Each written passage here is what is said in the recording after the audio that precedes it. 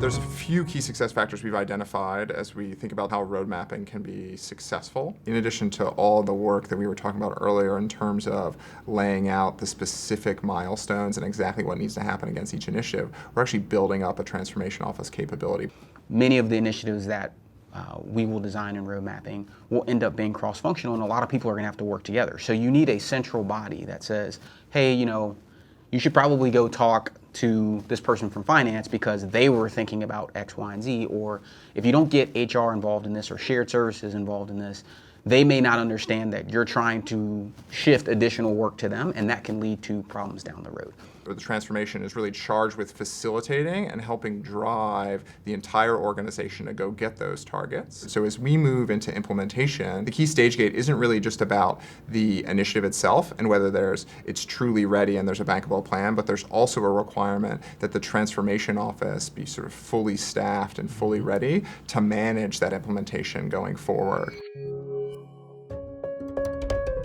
The primary role of the transformation office is to increase and accelerate the impact. They do that by driving accountability and driving transparency. The TO in and of itself is not actually responsible for each individual target. Instead, we have functional owners or owners within the business that are actually leading those work streams and going after them. So the transformation office, which is going to be led by a C-suite level executive, like a chief transformation officer, is really going to set a strict weekly cadence and convene all of these transformation contributors on a regular basis to meet with them and say, have you made the progress you said you were going to make?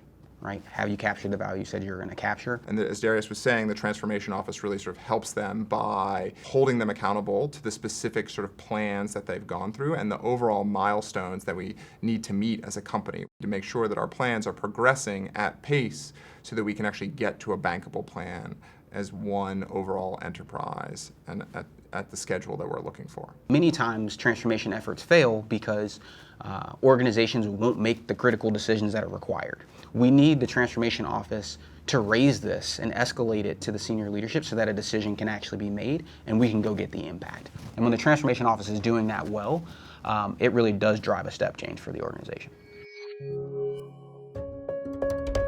I think it's also important there to talk a little bit about who's in the transformation office. In some cases, we find it to be helpful to bring in outsiders where you have a mix of sort of people that have been working in the company for a long time and really understand it, as well as those that might bring a new perspective to help advance the ball and think about things slightly differently. So often it's sort of that 50-50 mix of new blood and people that have been around for a while can be particularly helpful. Then I also think that there's sort of a series of knowledge sets or a set of expertise that's required. Having real IT knowledge is essential because almost any transformation is going to put significant stress in these days on sort of your IT budget, whether that's growth investments or those are cost-cutting or performance improvement investments. IT is going to be absolutely essential there. And what we would recommend is having a central finance person who's been fully dedicated to the transformation office. So this person has come out of their day-to-day role to help coordinate the finance team efforts within the transformation office.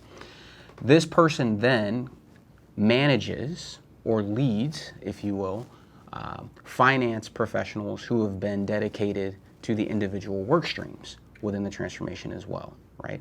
And so the person who's in the center is driving consistency around how they're going to think about business cases. They're driving consistency around, pressure testing assumptions, right? And then timeline to impact or funding requirements for given initiatives. And when that's working well, you do have a lot of robust communication, and that then strengthens the organization's confidence that there's been real thought around what it's going to take to bring the initiatives to life. And then for some of these other initiatives that we often see, particularly on the growth side, there are different sort of capabilities that might be required where I need the transformation office to be able to have a deep understanding of sort of the market realities and sort of test some specific elements of the competitive landscape or forecasting or things like that so that they can actually help these different functional teams progress against each one of those initiatives. So I think all in all, we think it's really important to make sure that we pull together a transformation office that has the sort of right portfolio of talent with